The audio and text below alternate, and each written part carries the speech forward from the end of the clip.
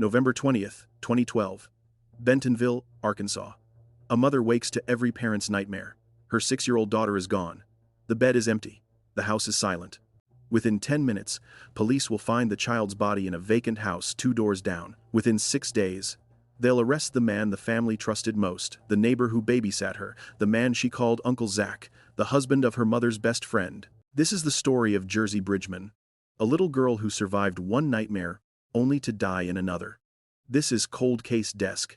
Main title: Beat, then Resume. If you're enjoying this deep dive into Jersey's case, please hit that subscribe button and turn on notifications so you never miss our investigations. And if this story moves you, leave a comment below sharing your thoughts. Your engagement helps us bring more forgotten cases to light. Before we understand how Jersey Bridgeman died, we need to understand what she survived. Because Jersey's story doesn't begin on November 20th, 2012. It begins exactly 354 days earlier, in a different town, in a different home, with different perpetrators. December 2nd, 2011. Rogers, Arkansas. A woman staying temporarily in the Bridgeman household walks past a bedroom and hears crying. She opens the door. What she sees stops her cold. 5-year-old Jersey Bridgeman is restrained to a dresser. A metal dog collar is wrapped around her small body, connected to a chain, connected to furniture. Jersey is sobbing. The woman doesn't hesitate. She calls police immediately. When Rogers police detective Larry Taylor arrives at the residence, he finds Jersey's father, 26-year-old David Bridgeman, and his wife, 29-year-old Jana Bridgeman, who also went by Jana Slinkard. David admits to restraining his daughter. His explanation? Jersey had been getting up at night and eating food without permission. He claims she might be sleepwalking. He and Jana discussed buying a child safety gate, but couldn't afford one because David wasn't working. Let that sink in for a moment. A father admits to chaining his 5-year-old daughter to furniture because she was hungry. The investigation reveals the restraint system evolved over time. David initially cut a belt to go around Jersey's ankle. When she managed to escape that restraint, he added a lock. When Jersey complained the belt hurt her leg, David didn't remove it. He moved it to her waist. The mistreatment wasn't a one-time loss of control. It was systematic, calculated, adjusted for efficiency. When investigators from the Children's Advocacy Center interview Jersey, she's remarkably composed for a child who's been through such treatment. She tells them exactly why she was chained up. She had gotten up during the night and eaten some pies, cereal, and bread. Food that was in her own home, food she wasn't allowed to touch. The charges come swiftly. David Bridgeman is arrested and charged with permitting mistreatment of a minor, false imprisonment, and endangering the welfare of a minor. Jana Bridgeman faces the same charges. Both are held in Benton County Jail. The case moves through the court system with unusual speed. By June 2012, both defendants accept plea agreements. David Bridgeman is sentenced to 18 years in the Arkansas Department of Correction. Jana receives 12 years for the charges, plus an additional 3 years for violating probation on a previous substance-related offense. Neither will be eligible for parole anytime soon. Jersey is removed from their custody permanently. She's placed with her biological mother, Desiree Bridgeman, who had separated from David years earlier. Desiree has maintained full custody of Jersey's younger sister, a toddler who had never lived with David and Jana. Now both girls will be together, safe with their mother. In March 2012, before the court proceedings conclude, Desiree makes a fresh start. She moves with both daughters to Bentonville, Arkansas, about 10 miles from Rogers. The address is 608 Southeast A Street. It's a modest home in a quiet neighborhood. Desiree works shifts at the local EZ Mart convenience store to support her girls. Jersey enrolls in kindergarten at Sugar Creek Elementary School for the fall semester. By all accounts, Jersey is thriving despite her trauma. Her teachers describe her as sweet, joyful, always smiling. She loves being a big sister. She dotes on her 2-year-old sibling. She makes friends easily. She has a favorite way of expressing love. She tells people she loves them, to the moon and back. The nightmare, it seems, is over. Next door to the Bridgeman home, at 702 Southeast A Street, lives a young married couple, Amanda Holly and her husband, Zachary Holly.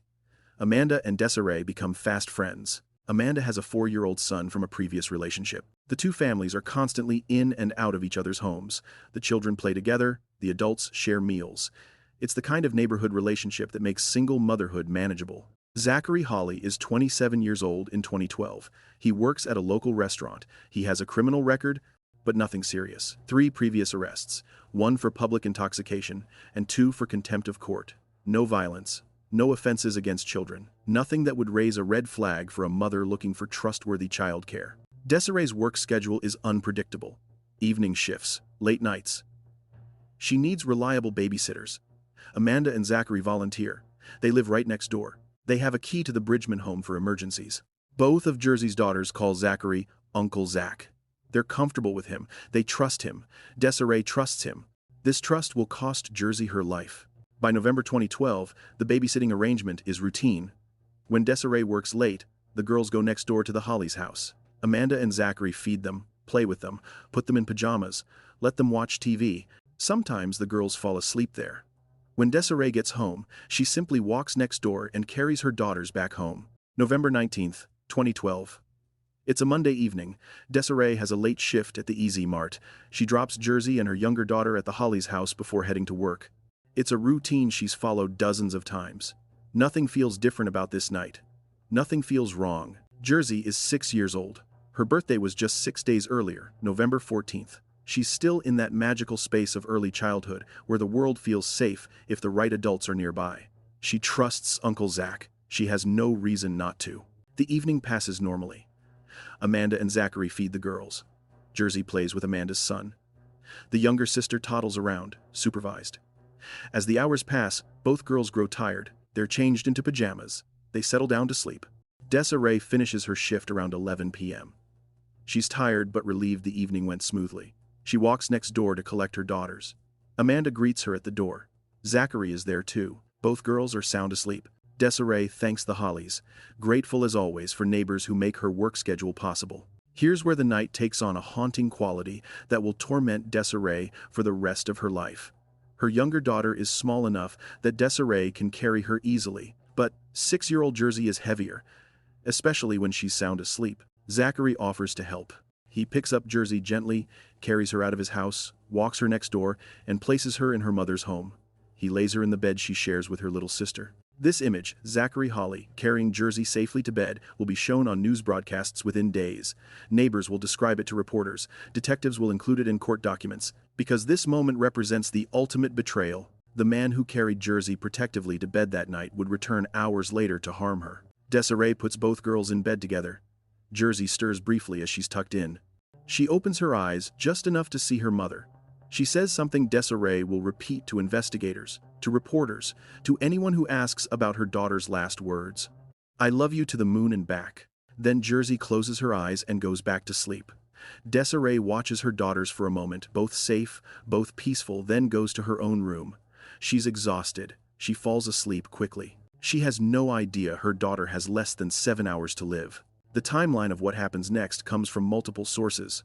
Zachary Holly's eventual confession, surveillance footage from the Easy Mart, cell phone records, and the medical examiner's determination of time of death. Sometime after midnight, investigators believe between 12:30 and 1 a.m., Zachary Holly leaves his home at 702 Southeast A Street. He walks the few steps to 608 Southeast A Street. The Bridgeman home's side door is unlocked. Holly has a key anyway, from the babysitting arrangement, but he doesn't need it. He enters the house silently. Desiree is asleep in her bedroom. The house is dark and quiet. Holly moves through the home to the bedroom where Jersey and her sister are sleeping. He approaches the bed. He wakes Jersey. We don't know what he says to her. We don't know if she's confused, scared, or still half asleep and trusting. She knows him. She calls him Uncle Zach. If he tells her something, maybe that her mom needs her. Maybe that they're going somewhere she has no reason to question him. Holly picks Jersey up. He carries her out of the house. Her younger sister continues sleeping, undisturbed. Desiree doesn't wake. No one sees him. Between the Bridgeman home and the Holly home sits another address, 704 Southeast A Street. This property is vacant. It's been empty for some time. The back door doesn't lock properly.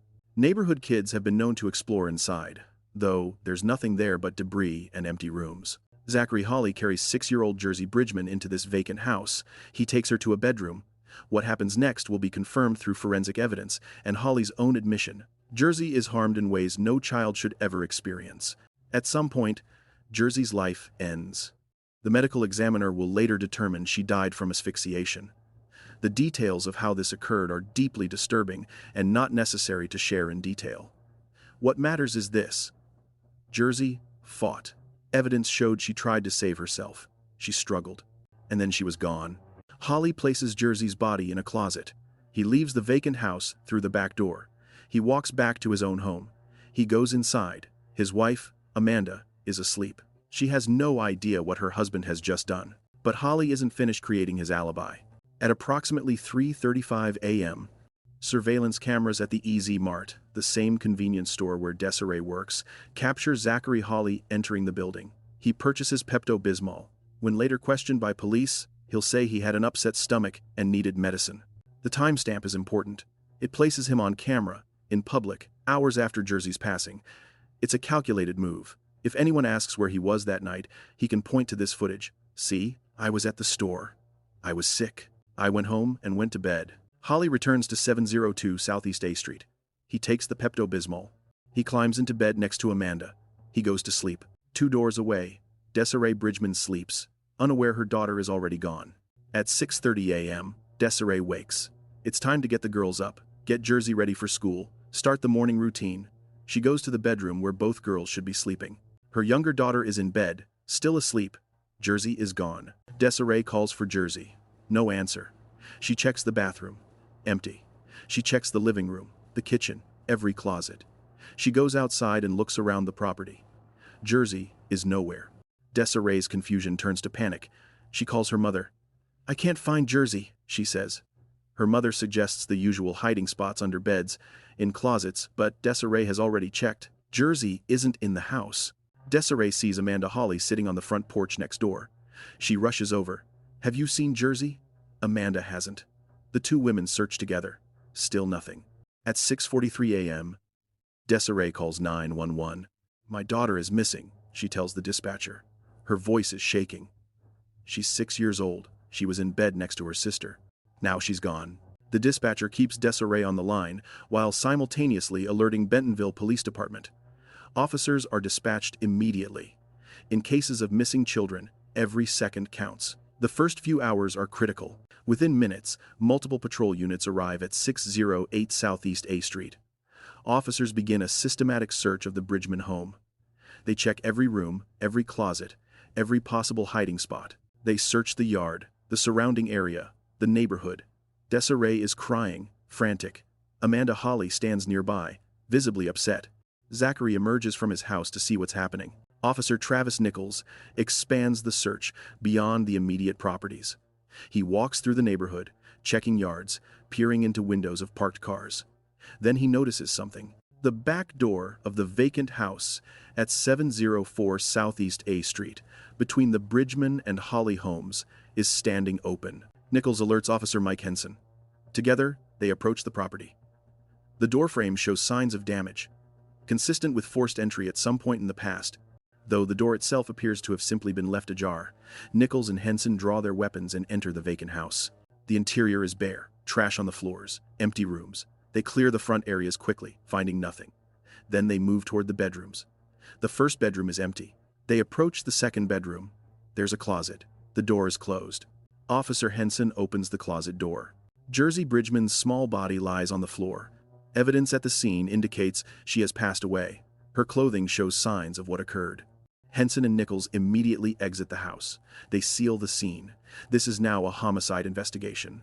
The search for a missing child has become the hunt for a perpetrator. A senior officer is designated to deliver the worst possible news to the family. Desiree's father, Jersey's grandfather, is asked to formally identify the body before it's transported to the Arkansas State Crime Lab. The family's worst fears are confirmed. Jersey is dead. Desiree collapses. Amanda Holly is crying. Neighbors gather at the police tape, horrified. News crews arrive and begin setting up cameras. The quiet street in Bentonville, Arkansas, becomes a crime scene. And standing among the gathering crowd, watching the police work, is Zachary Holly. He's wearing a distinctive striped blue hat and a black jacket. News cameras capture him in the background of several shots, his face visible as reporters describe the tragedy. He looks concerned, somber, appropriate. No one suspects him yet. Inside the vacant house at 704 Southeast A Street, crime scene investigators photograph every inch of the bedroom and closet where Jersey was found. They collect trace evidence, hairs, fibers, anything that might yield DNA. They carefully document the position of Jersey's body and the condition of the scene. Jersey's body is placed in a bag and transported to the Arkansas State Crime Lab in Little Rock, approximately 200 miles south of Bentonville. Dr. Frank Peretti, the state medical examiner, will perform the autopsy the following day, Wednesday, November 21st. Meanwhile, Bentonville Police Chief John Simpson holds a press conference. He confirms that a 6-year-old girl reported missing that morning has been found deceased in a vacant house near her home. He does not release Jersey's name yet, pending family notification of extended relatives. He does not discuss cause of death. He does not name any suspects. This is an active homicide investigation, Simpson tells reporters. We are treating this with the utmost seriousness and urgency. We will not rest until we find whoever is responsible for this. Behind the scenes, the FBI has been contacted. The Benton County Child Abduction Response Team is activated. Known offenders in the area are being interviewed and alibied. Officers are canvassing the neighborhood, knocking on every door, asking if anyone saw or heard anything unusual during the night or early morning hours.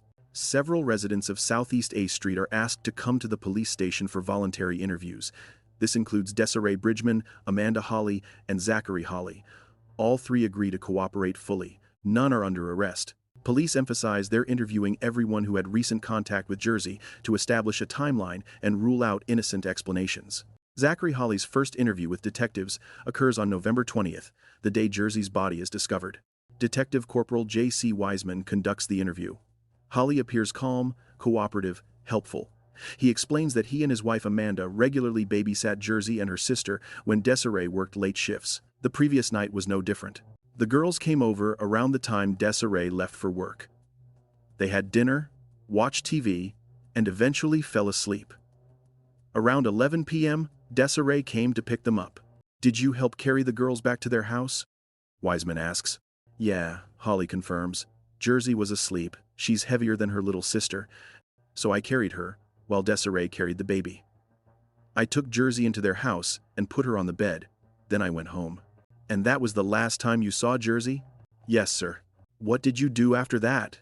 Holly describes going to bed, waking around 3:30 a.m., with an upset stomach, walking to the EZ Mart to buy Pepto-Bismol, returning home, taking the medicine, and going back to bed.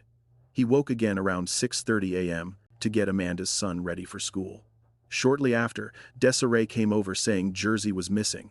Did you see or hear anything unusual during the night? Wiseman asks. No, sir, nothing. Do you have any idea who might have done this to Jersey? Holly shakes his head. Whoever did this is disturbed, he says. Jersey was a sweet little girl. I can't imagine why anyone would hurt her. Wiseman asks if Holly would be willing to provide a DNA sample to help rule him out as a suspect. Of course, Holly says immediately. He voluntarily submits oral swabs. He also hands over the clothing he wore the previous night, a t-shirt, the distinctive striped blue hat, the black jacket, and a pair of pajama bottoms with a Mountain Dew logo. I want to help however I can, Holly tells detectives. I just hope you catch whoever did this. He's released after the interview. No arrest, no charges, just another neighbor trying to help police solve a terrible crime. But Corporal Wiseman has decades of experience. Something about Holly's demeanor bothers him. Holly is too calm, too helpful, too specific in his timeline. Wiseman makes a note to follow up. Jersey Bridgeman's interview is heartbreaking. She's barely coherent, crying throughout. She describes her work schedule, the babysitting arrangement with the Hollys, coming home to find both girls asleep.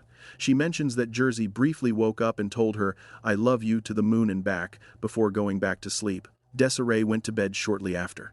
She has no idea how Jersey disappeared from the house. All the doors were locked, as far as she knew. No windows were broken. It's as if Jersey vanished. Detectives ask about Jersey's father, David Bridgeman, currently incarcerated for the mistreatment case. Could he have been involved? Desiree shakes her head. He's in prison. He has no contact with Jersey. She also mentions that her current boyfriend, Brandon, worked the overnight shift at the EZ Mart, the same time she did. He's not a suspect either. His alibi is ironclad. Amanda Holly's interview reveals nothing suspicious. She confirms the babysitting arrangement, describes the evening as routine, says she went to bed around the same time as the girls and didn't wake until morning. She's devastated by Jersey's passing. Desiree is her best friend. Jersey was like a niece to her. As November 20th turns into November 21st, investigators are working around the clock. The Arkansas State Crime Lab has prioritized Jersey's autopsy. Dr. Peretti begins the examination on Wednesday morning. The cause of death is officially listed as asphyxiation. The manner is homicide. But Dr. Peretti finds something else during the autopsy, evidence that this wasn't just a homicide. Jersey shows signs of inappropriate contact. The medical examiner collects a comprehensive evidence kit, including samples that might contain DNA from an attacker. These samples are immediately sent to the Arkansas State Crime Lab in Bentonville for analysis. The lab technicians work through the Thanksgiving holiday, November 22nd, to process the evidence. The community of Bentonville is horrified by Jersey's passing. Residents are demanding answers. Police are under intense pressure to make an arrest. Everyone wants to know, who could do this to a 6-year-old child? On Friday, November 23rd, the lab results come back. DNA analysis of the samples taken during Jersey's autopsy reveals biological evidence. The DNA profile is entered into the system and compared against the samples voluntarily provided by persons of interest during the initial interviews. There's a match. The DNA belongs to Zachary Holly. Detectives Chris Moffat and Gerard Wiseman are immediately briefed. The man who babysat Jersey, who carried her to bed that final night, who claimed to have been home sick with a stomachache, is connected to biological evidence found on Jersey's body. On November 26, 2012, 6 days after Jersey's body was discovered, detectives bring Zachary Holly back to the police station. This time, the interview is different. This time, they have evidence. Holly arrives voluntarily, still maintaining his helpful demeanor. He's shown into an interview room. Detectives Moffat and Wiseman sit across from him. They begin with the same questions from the first interview, giving Holly a chance to amend his statement. He doesn't. He sticks to his story. He babysat Jersey. He carried her home. He went to bed. He woke up sick. He bought medicine. He went back to bed. That's all. Then Moffat says, "Zach, we have a problem. We have DNA evidence from Jersey's body. The lab ran it against all the samples we collected. It's a match. The DNA belongs to you." For a moment, Holly says nothing. Then he starts to cry. "I didn't mean for it to happen," he says. "I didn't plan it. I don't know why I did it." Detectives ask Holly to walk them through what actually happened that night. With cameras recording every word, Holly confesses. He admits that after carrying Jersey home and putting her to bed, he couldn't stop thinking about her. He waited until he was sure Desiree was asleep. Then he left his house, went to the Bridgeman home, and entered through a side door that was unlocked. He went to Jersey's bedroom. He woke her up. He picked her up. He carried her out of the house. "Why didn't she scream?" Wiseman asks. "She trusted me," Holly says. "She thought I was taking her somewhere safe. She called me Uncle Zach." Holly describes carrying Jersey to the vacant house at 704 Southeast A Street. He knew the back door didn't lock properly because he'd seen neighborhood kids going in and out. Once inside, he took Jersey to a bedroom. He admits to inappropriate contact with the child. "What happened next?" Moffat asks. Holly hesitates. "Then, I panicked. I knew she'd tell. I knew everyone would find out what I did. So He trails off, unable to finish. The detectives press gently. Holly describes causing Jersey's death. The details match the physical evidence found at the scene. "How long did that take?" "I don't know. It felt like forever." Holly says after Jersey passed, he placed her body in the closet. He left through the back door. He went home. But he was scared. He knew his DNA might be on Jersey's body. He needed an alibi, something that would explain why he was awake and moving around during the night. That's why he went to the EZ Mart at 3:35 a.m. If police questioned him, he could say he was sick, show them the receipt for Pepto-Bismol, prove he had a reason to be up. Detectives ask Holly to draw a map of the vacant house, showing where he placed Jersey's body. He does. The layout matches exactly with where officers found her. This is information only the perpetrator would know. At the end of the confession, Holly says, "I'm sorry. I didn't mean for any of this to happen. I don't know what's wrong with me." The interview concludes. Holly is formally arrested and charged with capital murder, kidnapping, and residential burglary. Within 48 hours, prosecutors add another charge related to harm against a child. Holly is held without bond at the Benton County Jail. News of the arrest spreads instantly. The neighbor everyone trusted is the perpetrator. The man Desiree considered safe. The man Amanda married. The man Jersey called Uncle Zach. He harmed and ended the life of a 6-year-old child he was supposed to protect. The community reaction is swift and visceral. Outside the Benton County Justice Center, where Holly makes his first court appearance on November 28th, reporters and protesters gather. Holly is escorted in wearing an orange jumpsuit, his hands cuffed in front of him. His arms shake visibly as the charges are read aloud. Capital murder. kidnapping, residential burglary, harm against a child. Holly's court-appointed attorney enters a plea of not guilty on all counts. This is standard procedure. Holly is remanded back to jail without bond to await trial. But before he even makes it back to his cell, someone in the jail decides Zachary Holly deserves a preview of prison justice. An inmate being released on a parole violation spots Holly during the prisoner transfer process. The inmate slips into Holly's cell while delivering clothes and towels. He attacks Holly, causing injury before guards intervene. Holly survives the attack. He's treated for injuries and placed in protective custody. Benton County Jail Captain Chris Sparks tells reporters, "This case has gotten a lot of media exposure. All the inmates know what he's charged with. We're going to do our best to keep him safe, just like we would with any inmate." Jersey's family is meanwhile planning a funeral. The Bentonville community rallies around Desiree and her remaining daughter. Donations pour in to cover funeral expenses. Sugar Creek Elementary, where Jersey was a kindergarten student for just 3 months, prepares to tell students their classmate is gone. School counselors are on standby. On November 27, 2012, Jersey Bridgeman's visitation is held at Rollins Funeral Home in Bentonville. More than 100 people attend. School administrators, teachers, law enforcement officers, neighbors, friends, all come to pay respects to a little girl whose life was stolen before it truly began. Jersey's funeral service is held at Bentonville Cemetery. Students from Sugar Creek Elementary are encouraged to wear purple, Jersey's favorite color. Her mother had planned to dress Jersey in purple for her 6th birthday just weeks earlier. Purple ribbons are tied around trees in the neighborhood. Purple balloons are prepared for release after the service. David Bridgeman, Jersey's biological father currently serving 18 years in prison for mistreating her, files a request to attend the funeral under guard. Prison officials deny the request. He remains incarcerated. The funeral procession receives a police escort through Bentonville. At the cemetery, family and friends gather around a small casket. A pastor speaks about innocence lost, about the cruelty of a world where children aren't safe even in their own beds. Desiree is supported by family members. She's barely able to stand. After the service, attendees file outside. Purple balloons are distributed, one for each year of Jersey's life, plus one more for the future she'd never have. On the count of 3, everyone releases their balloons simultaneously. 7 purple balloons drift up into the gray November sky, carrying with them prayers, grief, and the collective hope that somehow, somewhere, Jersey knows she was loved.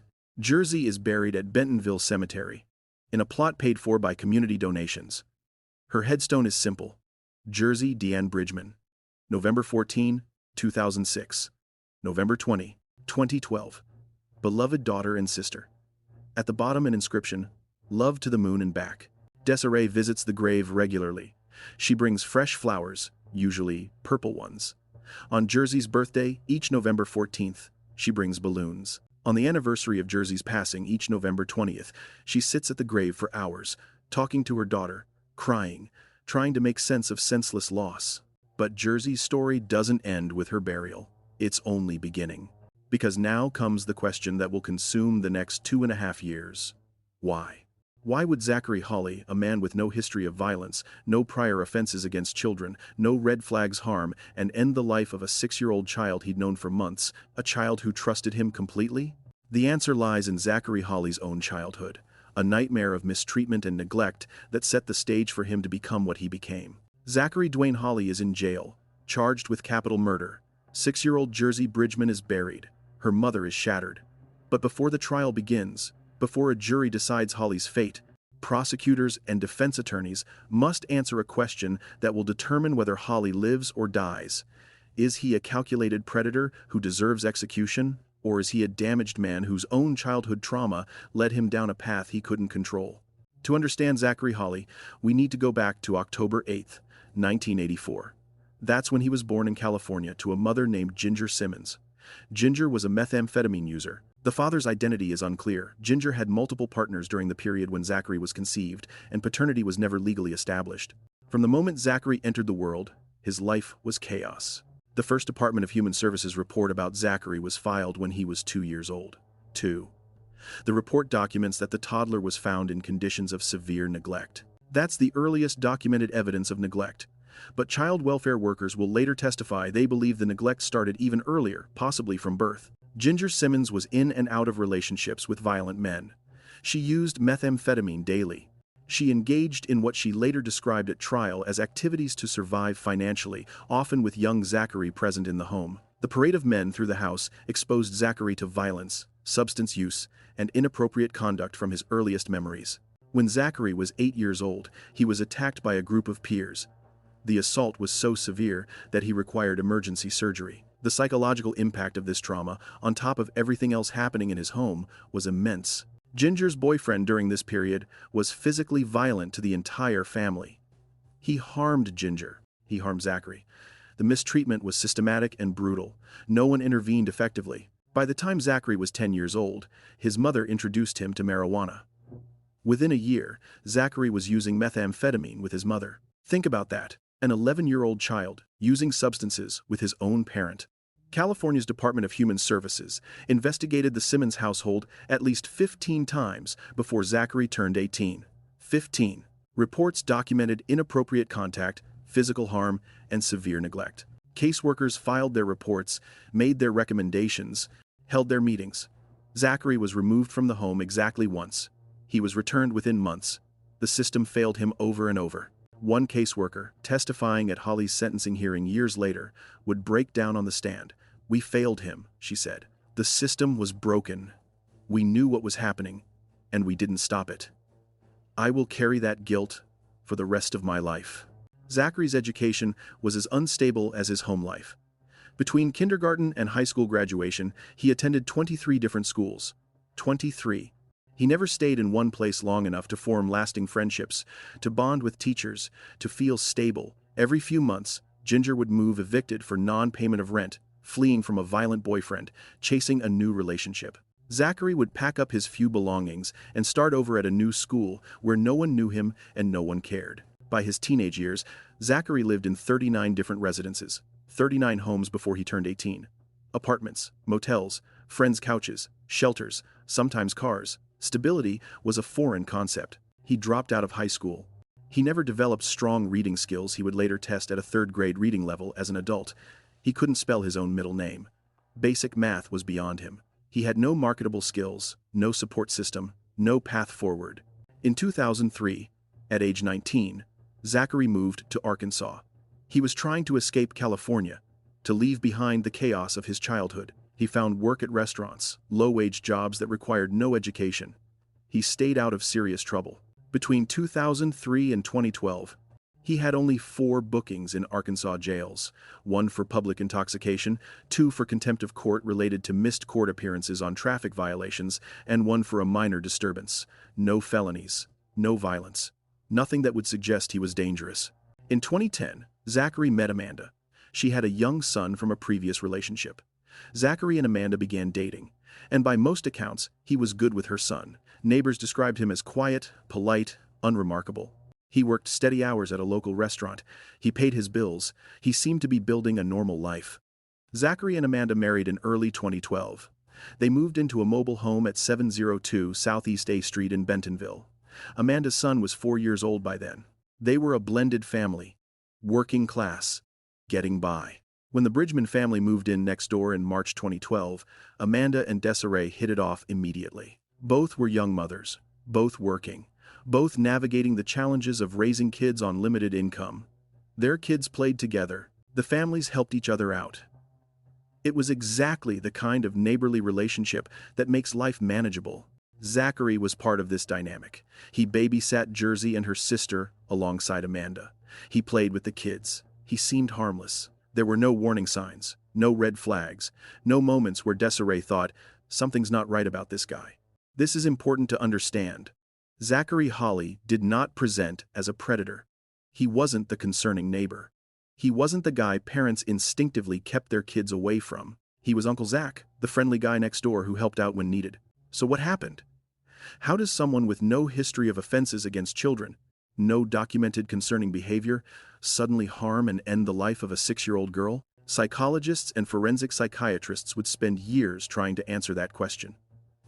During Holly's trial and subsequent appeals, multiple experts examined him. They reviewed his childhood records, conducted interviews, administered psychological tests, performed brain scans. What they found was a man profoundly damaged by his upbringing. Holly was diagnosed with stress-related adjustment disorders, personality disorder, methamphetamine and cannabis dependency, and a learning disorder resulting from childhood trauma. A neuropsychologist noted that Holly's frontal lobe, the part of the brain responsible for impulse control, decision-making, and understanding consequences, showed abnormalities consistent with prenatal substance exposure. At evidentiary hearings held in October and November 2023 as part of Holly's post-conviction appeals, a neuropharmacologist testified that Holly has brain damage potentially caused by fetal alcohol spectrum disorder. His mother's methamphetamine use during pregnancy likely contributed as well. These conditions impair executive function, making it difficult for individuals to control impulses even when they understand right from wrong. But here's the critical point. None of this excuses what Holly did. None of it makes Jersey's harm and death understandable or forgivable. Thousands of people experience horrific childhoods. Thousands of people suffer from fetal alcohol syndrome or brain damage or developmental disorders. The vast, overwhelming majority never harm anyone, let alone hurt a child. Holly's childhood trauma explains how he became broken. It does not explain why he chose to break Jersey. After his arrest on November 26, 2012, Holly was held at Benton County Jail awaiting trial. His wife Amanda filed for divorce almost immediately. She released a public statement saying she had no idea what her husband was capable of, that she was horrified by his actions, and that she fully supported his prosecution. She never visited him in jail. She never wrote him a letter. Their marriage was over. Holly's first court appearance was November 28, 2012. He was assigned 2 public defenders, Kent McLemore and Robbie Golden, both experienced attorneys from the Benton County Public Defender's Office. Their job wasn't to prove Holly innocent. His confession made that impossible, but to save his life. Arkansas is a death penalty state. The charge of capital murder, when combined with harm to a child and the aggravating factor of kidnapping, made Holly eligible for execution. Prosecutor Nathan Smith announced almost immediately that the state would seek the death penalty. Holly's defense team knew their only strategy was mitigation. They needed to present evidence of Holly's horrific childhood, his mental impairments, his substance use issues, anything that might convince a jury he deserved life in prison instead of lethal injection. But first, the case had to survive pre-trial motions. Holly's attorneys filed multiple motions to suppress evidence, including his confession and the DNA samples he voluntarily provided. They argued that Holly's low intelligence and impaired judgment meant he couldn't truly give informed consent to waive his Miranda rights or provide DNA samples. Circuit Judge Brad Caron denied all the motions. The confession was voluntary. The DNA sample was given freely. The evidence would be presented at trial. Holly's attorneys also requested a mental competency evaluation. 2 separate examinations were conducted, one by the Arkansas State Hospital for the prosecution, another by a defense expert. Both evaluations concluded that Holly was competent to stand trial. He understood the charges against him. He understood the legal process. He could assist his attorneys in his defense. This finding was crucial. If Holly had been found incompetent, the trial would have been delayed indefinitely while he received treatment. But competency is a low legal bar. It doesn't mean Holly was mentally healthy.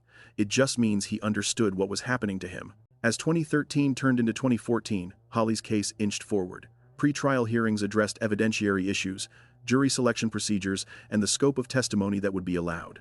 The prosecution assembled its witness list.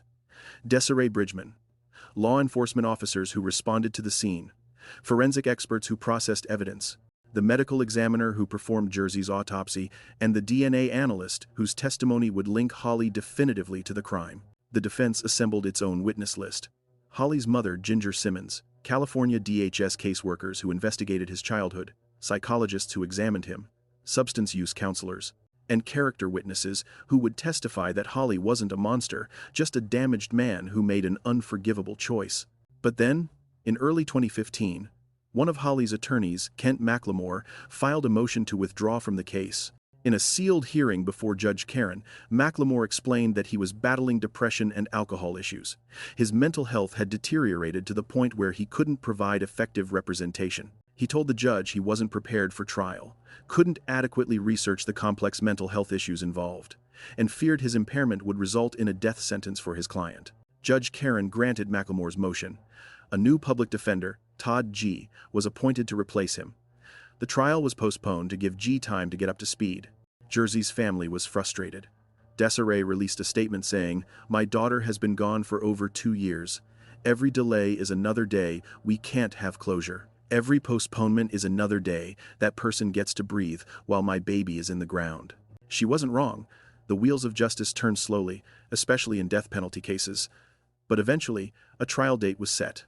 May 18, 2015. Benton County, Arkansas, braced itself. This would be one of the highest-profile trials in the county's history. Media from across the state requested press credentials. The courthouse added extra security. Victim advocates prepared Desiree and her family for the ordeal of sitting through testimony about Jersey's final moments. And Zachary Holly, now 30 years old, prepared to face the jury that would decide whether he lived or died. The trial began on May 18, 2015, in Benton County Circuit Court. Judge Brad Caron presided. The prosecution team was led by Deputy Prosecutor Nathan Smith, an experienced trial attorney known for his aggressive approach in child harm cases. Holly's defense team consisted of Todd G. and Robbie Golden, both trying to save their client from execution. Jury selection took 2 days. The pool of potential jurors was large because both sides needed to carefully vet candidates' views on the death penalty. In capital cases, potential jurors must be death qualified, meaning they're willing to consider both life imprisonment and execution as possible sentences. Anyone who says they could never vote for death under any circumstances is dismissed by the prosecution.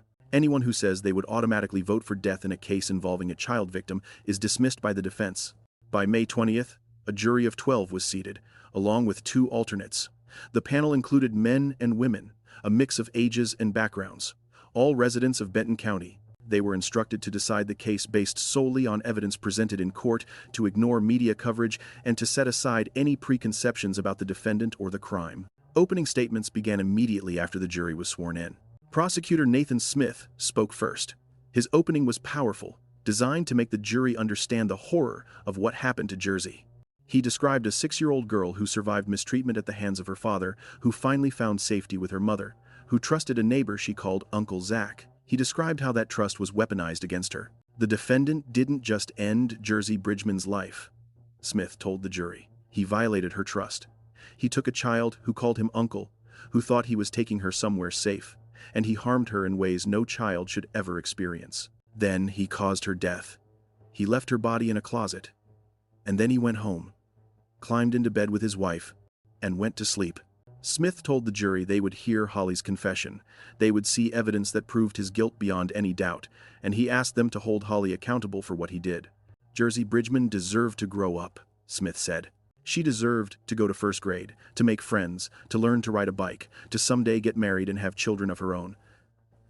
The defendant took all of that away, and now it's your job to make sure he answers for it. Defense attorney Todd G. had an impossible task. He couldn't argue innocence. His client had confessed. The DNA evidence was irrefutable. So instead, G leaned into mitigation from the very beginning. We're not here to tell you Zachary Holly didn't do this, G told the jury. He did. He entered the Bridgeman home. He removed Jersey from her bed. He had inappropriate contact with her. He caused her death. We acknowledge all of that. G paused, letting that sink in. Then he continued. What we're asking you to do is understand how someone becomes capable of something like this.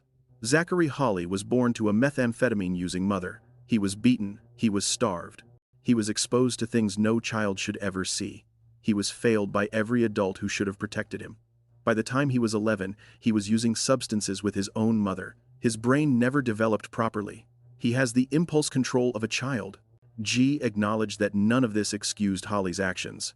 What he did was evil, G said. But evil isn't created in a vacuum. It's created when a child is mistreated for 18 years and then let loose on the world with no support, no treatment, no help. The system failed Zachary Holly. And when the system fails someone that completely, this is what can happen. It was a strategy born of desperation. The defense couldn't win on the facts, so they were trying to win on sympathy. Would it work? That would depend on how the jury processed weeks of testimony about 2 different childhoods, Jersey's nightmare and Zachary's. The prosecution's case began with law enforcement testimony. Officer Mike Henson, who discovered Jersey's body in the closet, took the stand. He described entering the vacant house, opening the closet door, and seeing the small body on the floor. Even 2.5 years later, his voice cracked as he described the scene. I have kids of my own, Henson said. You never forget something like that. Forensic photographer Detective Amy Sewell presented crime scene photos to the jury. The images were shown on a large screen in the courtroom. Jersey Bridgeman, sitting in the front row, sobbed openly as photos of her daughter's body were displayed. Several jurors looked away. One appeared to wipe tears. The photos showed Jersey's body exactly as it was found. The images were deeply disturbing. Detective Corporal J.C. Wiseman testified about interviewing Zachary Holly. He described Holly's initial denials, his cooperation in providing DNA samples, and his eventual confession on November 26, 2012. The videotaped confession was played for the jury. In the video, Holly appears calm at first. He recounts his story about babysitting Jersey, carrying her home, going to bed. Then detectives confront him with the DNA evidence.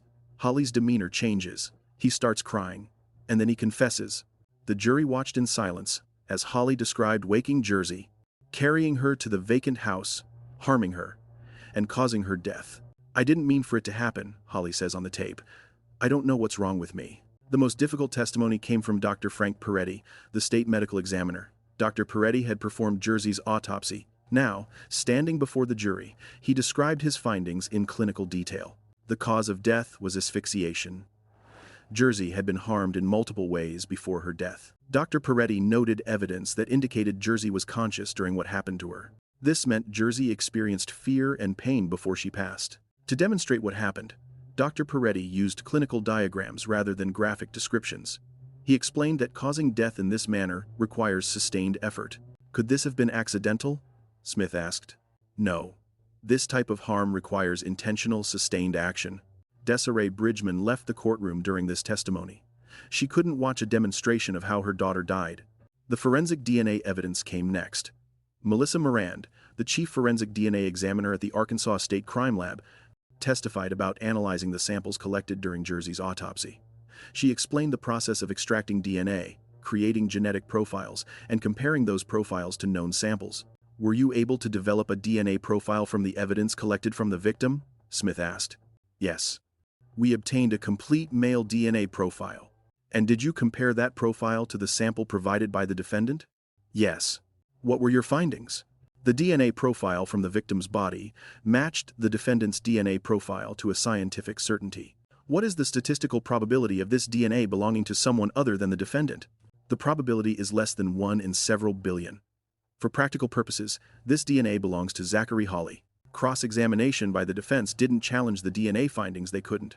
Instead, defense attorney Robbie Golden simply asked Morand to confirm that Holly had voluntarily provided his DNA sample. "Yes," Morand said. "The defendant was cooperative and provided the sample willingly." This was the defense's subtle message. Holly cooperated. He didn't fight. He ultimately confessed. These weren't the actions of a calculating predator. They were the actions of a profoundly damaged person who cracked under pressure. But the prosecution's final witness undercut any sympathy the defense hoped to build.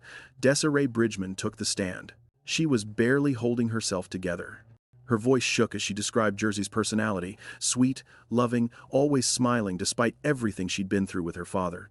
Jersey talked about how Jersey loved being a big sister, how she'd tell her mom, "I love you" to the moon and back, how she was excited about kindergarten. Then Jersey described the night of November 19, 2012. Coming home from work, going to the Holly's house to pick up her daughters, watching Zachary carry Jersey back to bed. "Did you suspect anything was wrong?"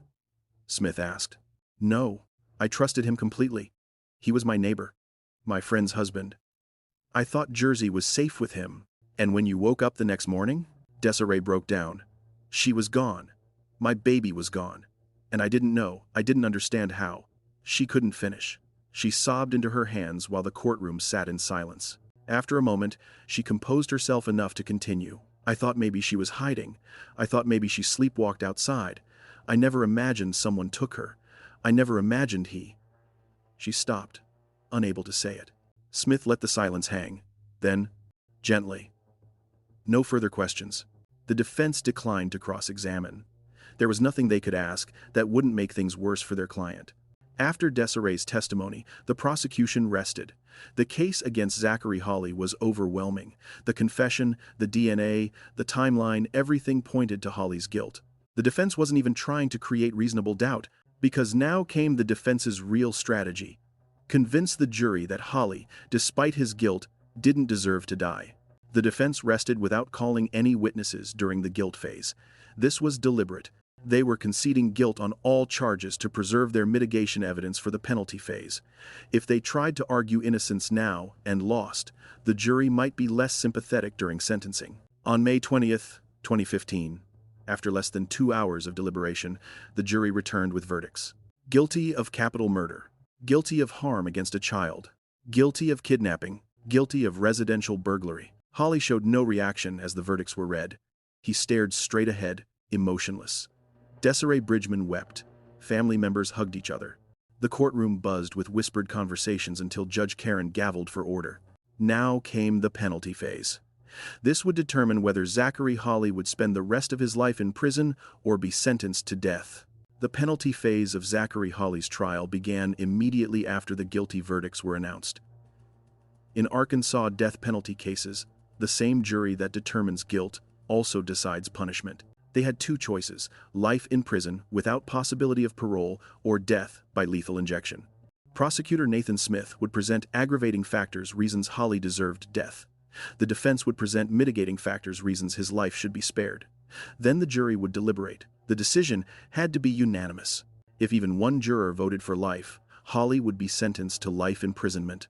Only a unanimous vote for death would send him to Arkansas's death row. Smith began the penalty phase with a simple argument. Some crimes are so heinous that death is the only appropriate punishment. This was one of those crimes. Jersey Bridgeman was 6 years old. Smith told the jury. She survived mistreatment at the hands of her father. She survived being restrained to furniture. She was rescued by the system. She was placed with her mother. She was safe. She was happy. She was going to kindergarten. She had her whole life ahead of her. And then, the defendant, a man she trusted, a man she called Uncle Zach, harmed her in unspeakable ways and ended her life. Smith emphasized the premeditation involved. Holly didn't harm Jersey in a moment of rage or panic. He waited until Desiree was asleep. He entered the home deliberately. He carried Jersey out. He took her to a location he'd selected in advance because he knew the door didn't lock. He committed his actions, and when Jersey could identify him, he ended her life to silence her. This wasn't an accident, Smith said. This wasn't a split-second mistake. This was a calculated crime committed by a man who knew exactly what he was doing. Smith reminded the jury that Jersey was conscious during what happened to her. She experienced fear. She tried to save herself. Some crimes are beyond redemption, Smith concluded. Some crimes demand the ultimate punishment. This is one of them. The defense had prepared for this moment. They knew they couldn't dispute the facts, so they shifted the focus entirely to Holly's childhood. Over the course of 1 week, the defense called 11 witnesses. The first was Ginger Simmons, Holly's mother.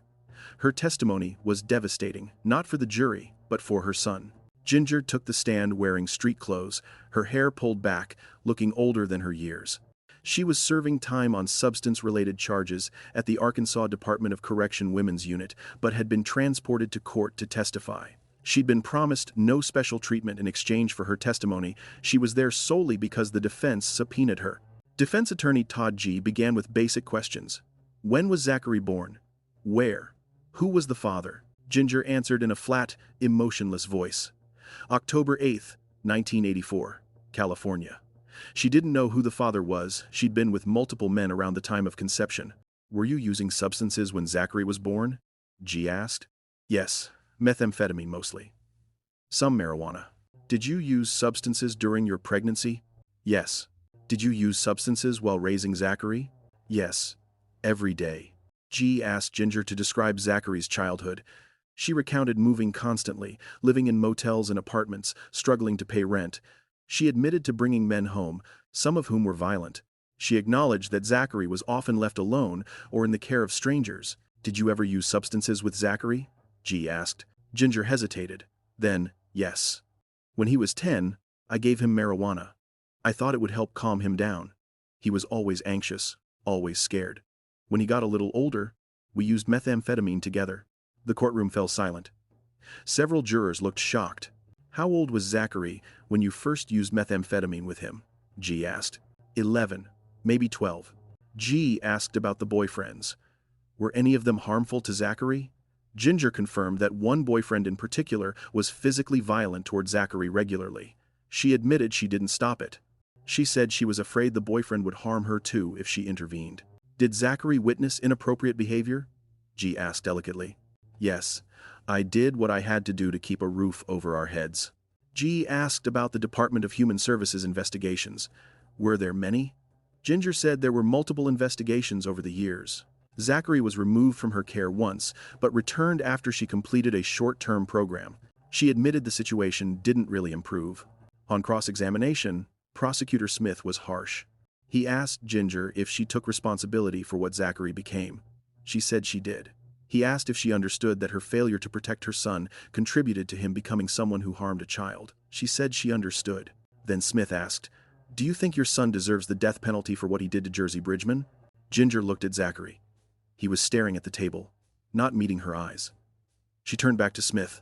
"I think my son is sick. I think he's been sick his whole life because of what I did to him. But I think what he did to that little girl was evil. I can't ask you to spare him. I can't ask for mercy when he didn't show any mercy to her." It was a stunning admission. Holly's own mother wouldn't argue for his life. Next, the defense called social workers from California who had investigated the Simmons household when Zachary was a child. These witnesses testified about the terrible conditions they found during home visits. No food in the refrigerator, substance paraphernalia on the kitchen table, Zachary sleeping on a bare mattress on the floor with no sheets or blankets. One social worker broke down crying on the stand. "We knew what was happening," she said. "We knew that boy was suffering. But we didn't have enough evidence to remove him permanently. The standards were so high, we needed proof of imminent danger. Neglect wasn't enough. Substance use wasn't enough. We filed reports, we made recommendations, and nothing happened. The system failed him. We failed him." Prosecutor Smith objected. "The system didn't harm Jersey Bridgeman. The defendant did." Judge Karen sustained the objection and instructed the jury to disregard the social worker's characterization of who was responsible for Holly's actions. A forensic psychologist testified about examining Holly. He described administering IQ tests, personality assessments, and cognitive functioning exams. Holly's IQ tested at 79 low average, bordering on intellectual disability. His reading level was 3rd grade. He couldn't perform basic math. His impulse control was severely impaired.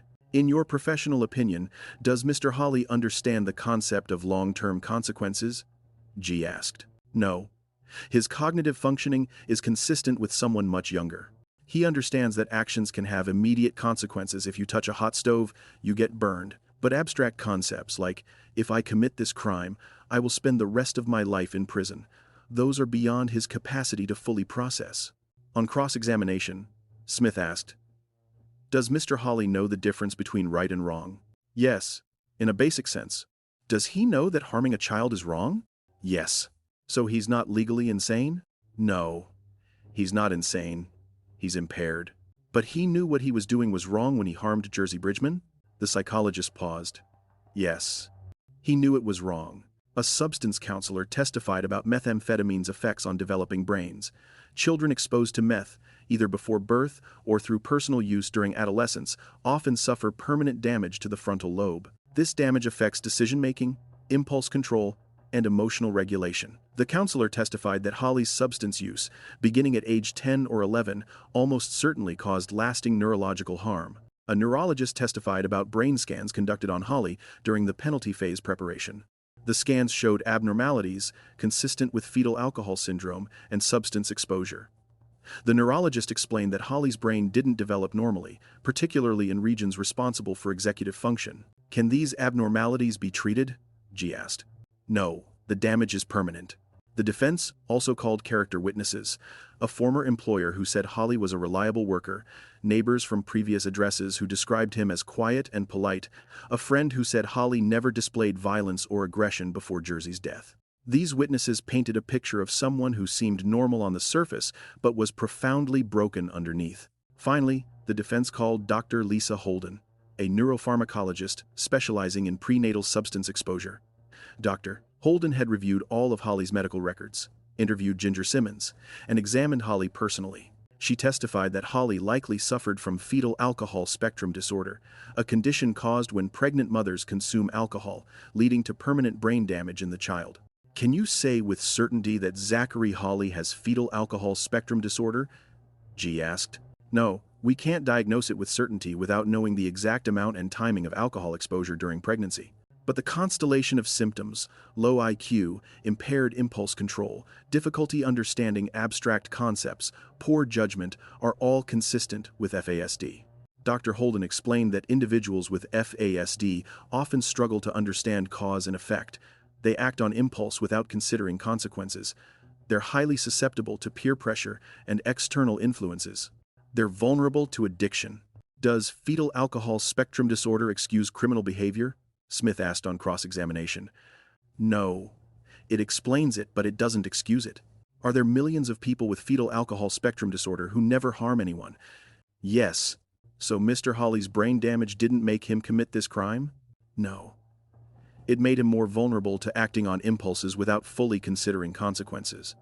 But it didn't force him to commit the crime. After the defense rested, both sides presented closing arguments in the penalty phase. Smith urged the jury to focus on Jersey, not on Holly's childhood. The defense wants you to feel sorry for Zachary Holly. They want you to think he's a victim.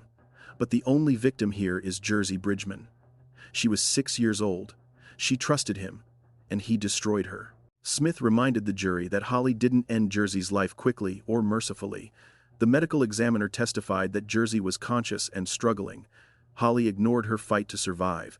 That's not the behavior of someone who can't control his impulses, Smith argued. That's the behavior of someone who chose his own gratification over a child's life. That's evil, and evil deserves death. G made one final plea for Holly's life.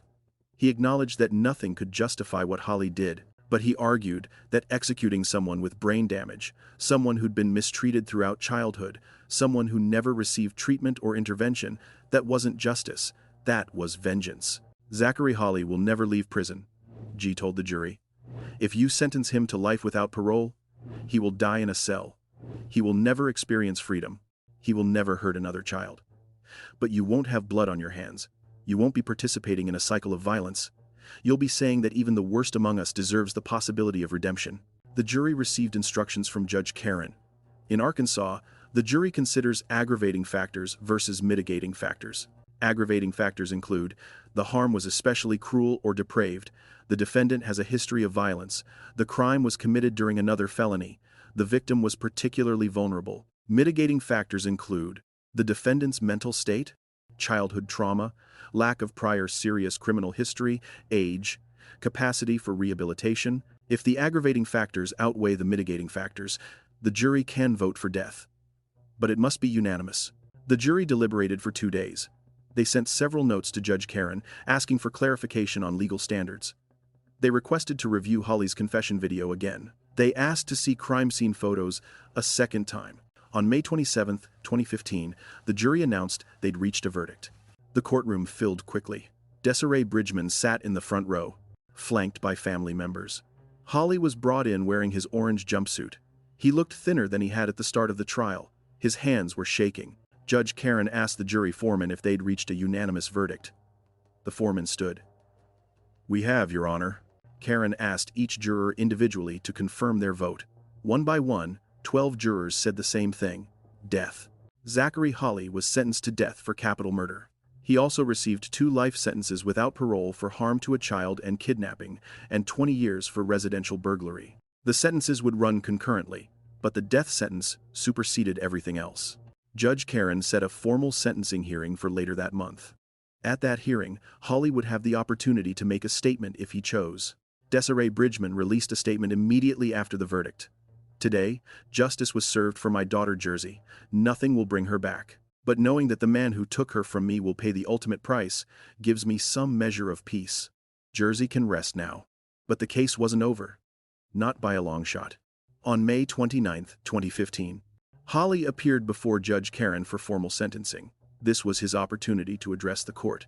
His attorneys advised him against speaking, but Holly insisted. He stood, hands cuffed in front of him, and read from a prepared statement. His voice was shaky, barely audible. The courtroom was silent. "I know there's nothing I can say that will make this better. I know I took someone precious from this world. I know Jersey was innocent and didn't deserve what happened to her. I wish I could go back and change it. I wish I'd never gone into that house. I wish I'd never touched her. But I can't change it. What's done is done." He paused, tears running down his face. "I'm sorry. I'm so sorry to Jersey's family. I'm sorry to my wife. I'm sorry to everyone I hurt. I hope someday you can forgive me, even though I don't deserve forgiveness." He sat down. Judge Karen formally pronounced sentence: death by lethal injection, to be carried out at the Cummins Unit in Grady, Arkansas, at a date to be determined by the Arkansas Department of Correction.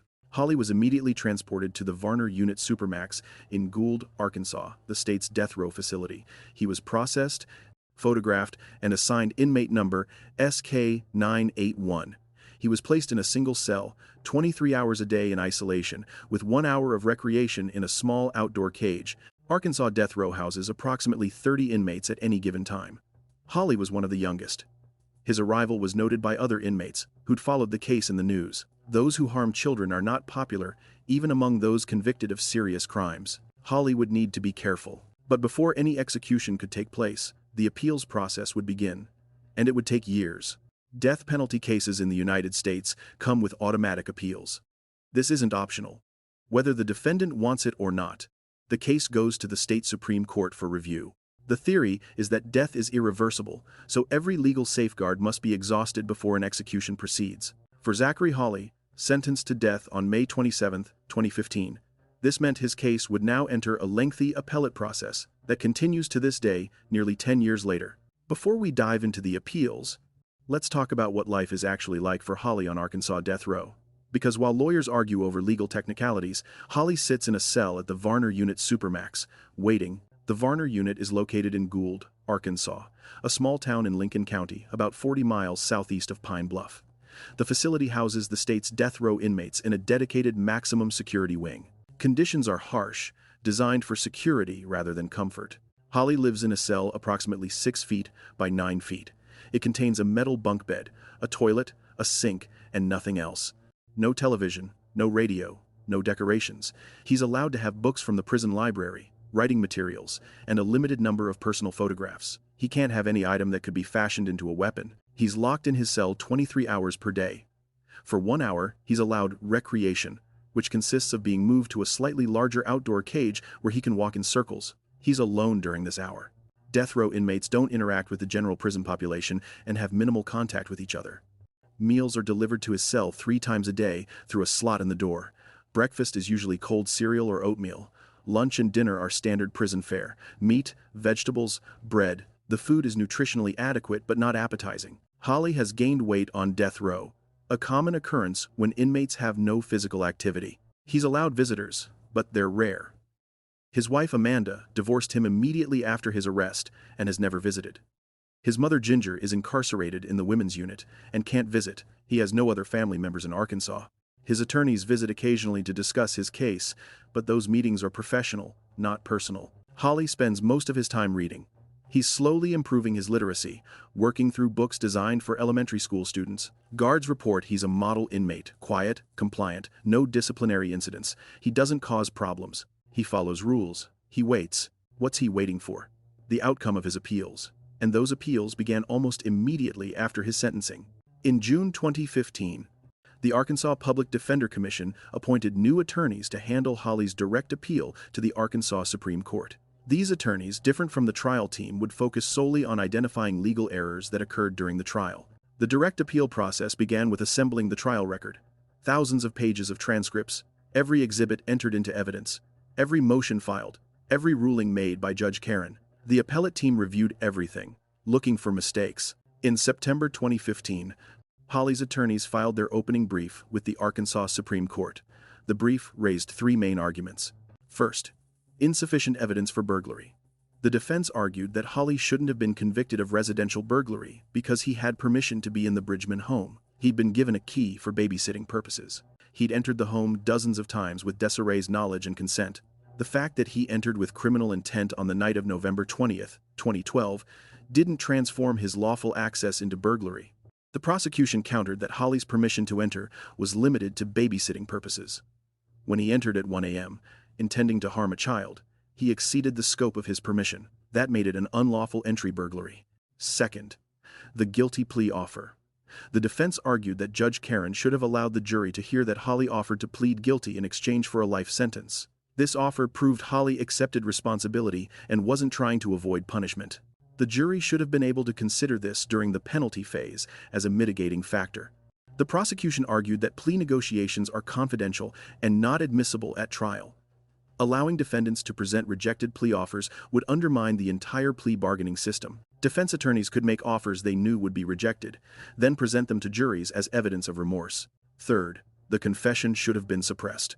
The defense argued that Holly's confession was coerced. He had low intelligence, was under emotional distress, and didn't fully understand his Miranda rights. When detectives confronted him with DNA evidence, he cracked under pressure and confessed. The prosecution pointed out that Holly was read his Miranda rights multiple times, acknowledged he understood them, and voluntarily spoke to detectives. He wasn't threatened, he wasn't promised leniency. He confessed because the evidence against him was overwhelming, and he knew he was caught. The Arkansas Supreme Court took 2 years to review these arguments. During that time, Holly remained on death row, waiting. On June 1, 2017, the Arkansas Supreme Court issued its decision. The opinion was unanimous. All of Holly's arguments were rejected. The court found sufficient evidence for the burglary conviction, ruled that the plea offer was properly excluded, and determined the confession was voluntary. Holly's conviction and death sentence were affirmed, but the appeals weren't over. Holly still had the right to petition the U.S. Supreme Court for certiorari, essentially asking the highest court in the land to review his case.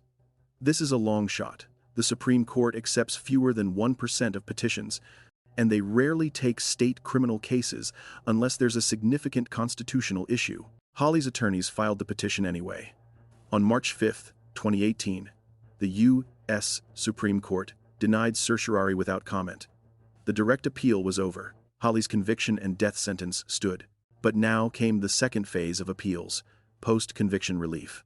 Arkansas law allows death row inmates to file a Rule 37 petition arguing that their trial attorneys provided ineffective assistance of counsel. This is a separate proceeding from the direct appeal. The standard is set by the U.S. Supreme Court. The defendant must prove that 1. Their attorney's performance was deficient, and 2. This deficiency prejudiced the outcome. Meaning, if the attorney had performed better, the result might have been different. In 2019, Holly filed his Rule 37 petition. He raised multiple claims of ineffective assistance. His trial attorneys failed to adequately investigate his mental health issues. They didn't hire neurologists to examine his brain. They didn't obtain expert testimony about fetal alcohol spectrum disorder. They didn't present evidence about prenatal substance exposure. If they had, the jury might have voted for life instead of death. His trial attorneys failed to investigate his childhood more thoroughly. They called Ginger Simmons, but they didn't track down other family members, childhood friends, teachers, or doctors who could have painted a fuller picture of his horrific upbringing. His trial attorneys failed to object to certain pieces of evidence and testimony that should have been excluded. They made strategic errors during jury selection that resulted in a panel predisposed toward the death penalty. The state of Arkansas opposed the petition, arguing that Holly's trial attorneys did a competent job under difficult circumstances. They investigated his background, hired experts, presented mitigation evidence. The jury simply rejected it. That's not ineffective assistance, that's an unfavorable outcome. In October and November 2023, 8 years after Holly's trial, evidentiary hearings were held in Benton County Circuit Court. These hearings involved new expert testimony that wasn't presented at trial. Dr. William Patterson, a neuropharmacologist, testified about fetal alcohol spectrum disorder in detail. He explained that FASD causes permanent structural changes to the brain. Individuals with FASD often appear normal but have profound deficits in impulse control and judgment. Dr. Patterson testified that Holly exhibited classic signs of FASD. In your opinion, should this evidence have been presented to the jury during the penalty phase? Holly's new attorney asked. Absolutely. This is critical mitigation evidence. A jury needs to understand that Mr. Holly's brain doesn't function like a typical adult brain. His impulsivity, his inability to consider long-term consequences, these aren't character flaws. They're neurological deficits caused by his mother's substance use during pregnancy. The state cross-examined Dr. Patterson aggressively. Are you saying Mr. Holly couldn't control himself when he harmed Jersey Bridgeman? No. I'm saying his ability to control impulses is significantly impaired. But he's not legally insane. No. He knew right from wrong? Yes. In a basic sense. So he could have chosen not to harm Jersey Bridgeman? Dr. Patterson hesitated. In theory, yes. But his neurological impairments made it much more difficult for him to inhibit those impulses than it would be for someone with a normally functioning brain. Other new witnesses testified about Holly's childhood. A California teacher who taught Holly in 4th grade testified that he was clearly neglected, dirty clothes, hungry, falling asleep in class. She'd reported her concerns to the school counselor, but nothing came of it.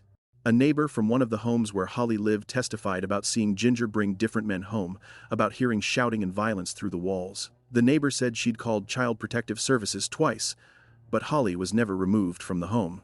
A substance counselor testified about the effects of childhood methamphetamine use on brain development. Starting to use meth at age 11 or 12 critical years for neurological development can cause permanent damage to regions involved in decision-making and impulse control. After the evidentiary hearings concluded, both sides filed written arguments. Holly's attorneys argued that the new evidence would have made a difference. At least one juror might have voted for life if they'd understood the full extent of Holly's neurological damage and childhood trauma. That's all it would have taken one juror to spare his life. The state argued that the new evidence was cumulative. The jury already heard about Holly's terrible childhood, his substance use, his mental impairments. They simply decided that none of it outweighed the horror of what he did to Jersey. Presenting more of the same evidence wouldn't have changed the outcome. On April 26, 2024, Judge Brad Caron, the same judge who presided over Holly's trial, issued his ruling on the Rule 37 petition. The ruling was 43 pages long and addressed each of Holly's claims methodically. Judge Caron found that Holly's trial attorneys had not provided ineffective assistance. They'd hired experts, investigated his background, and presented substantial mitigation evidence. The fact that they didn't hire every possible expert or track down every possible witness didn't meet the standard for deficient performance. Trial attorneys have to make strategic choices. Not every possible avenue of investigation can be pursued. More importantly, Judge Caron found that even if the trial attorneys had presented the new evidence, it wouldn't have changed the outcome. The jury heard overwhelming evidence of Holly's troubled childhood and mental impairments. They rejected it because the crime was too heinous. No amount of additional expert testimony would have made Jersey's harm and death forgivable. The Rule 37 petition was denied. Holly's conviction and death sentence remained intact. But Holly had one more level of state appeals. He could appeal the denial of his Rule 37 petition to the Arkansas Supreme Court. In October 2024, his attorneys filed that appeal. This appeal is currently pending as of December 2025. The Arkansas Supreme Court has not issued a ruling. In February 2025, Justice Nicholas Bronny recused himself from the case. He didn't provide a reason, but recusals typically occur when a judge has a personal connection to the case or a conflict of interest. Special Justice Tiffany Brown was appointed to replace him. Legal experts predict the Arkansas Supreme Court will affirm Judge Caron's ruling and deny Holly's appeal. But that process takes time. It could be months or even years before a decision is issued. So where does that leave Zachary Holly as of December 2025? He's 41 years old. He's been on death row for 10.5 years. His state appeals are nearly exhausted, but federal appeals remain. Once the Arkansas Supreme Court denies his current appeal, which seems likely, Holly can file a habeas corpus petition in federal district court. This is a separate proceeding that examines whether his constitutional rights were violated during trial or appeals. Federal habeas proceedings can take 5 to 10 years. If the federal district court denies relief, Holly can appeal to the U.S. Court of Appeals for the 8th Circuit. If they deny relief, he can petition the U.S. Supreme Court again. The entire federal appeals process could stretch into the 2035s or beyond. And during all of this, Arkansas has a practical problem. They can't execute him even if they want to. Arkansas hasn't executed anyone since April 27, 2017. The reason? They can't obtain lethal injection substances. Pharmaceutical companies refuse to sell execution substances to prisons. European manufacturers banned exports of these substances to the United States. American compounding pharmacies have faced protests and boycotts for supplying execution substances. Arkansas's last execution was part of a controversial execution spree in April 2017, when the state rushed to execute 8 inmates before their lethal injection substances expired. 4 executions were ultimately carried out. 4 were blocked by courts. Since then, the state's supply has expired, and they haven't been able to obtain replacements. In March 2025, Arkansas Governor Sarah Huckabee Sanders signed legislation authorizing nitrogen hypoxia as an alternative execution method.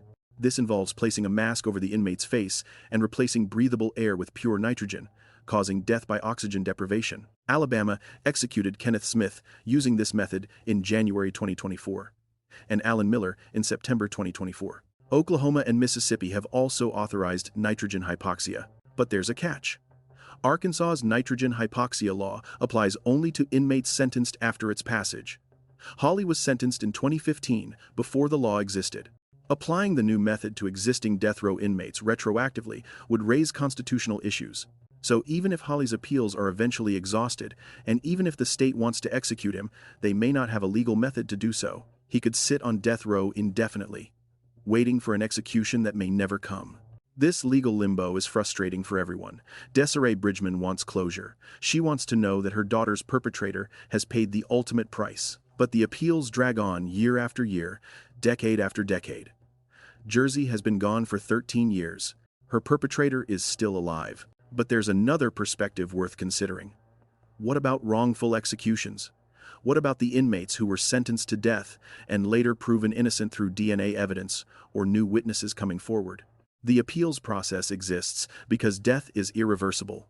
Once someone is executed, there's no undoing it if we later discover we got it wrong. Holly's guilt isn't in question, he confessed. His DNA was found on the victim. There's no reasonable doubt. But the legal system doesn't distinguish between definitely guilty and probably guilty when it comes to appeals. Every death row inmate gets the same lengthy appeals process, regardless of how strong the evidence is. Is this justice? Victims' families would say no. They'd say 10 years of appeals is ridiculous when the defendant confessed. But civil rights advocates would say yes. They'd say the system needs to be absolutely certain before taking a life. The debate continues. Meanwhile, Zachary Holly sits in his cell. He reads books.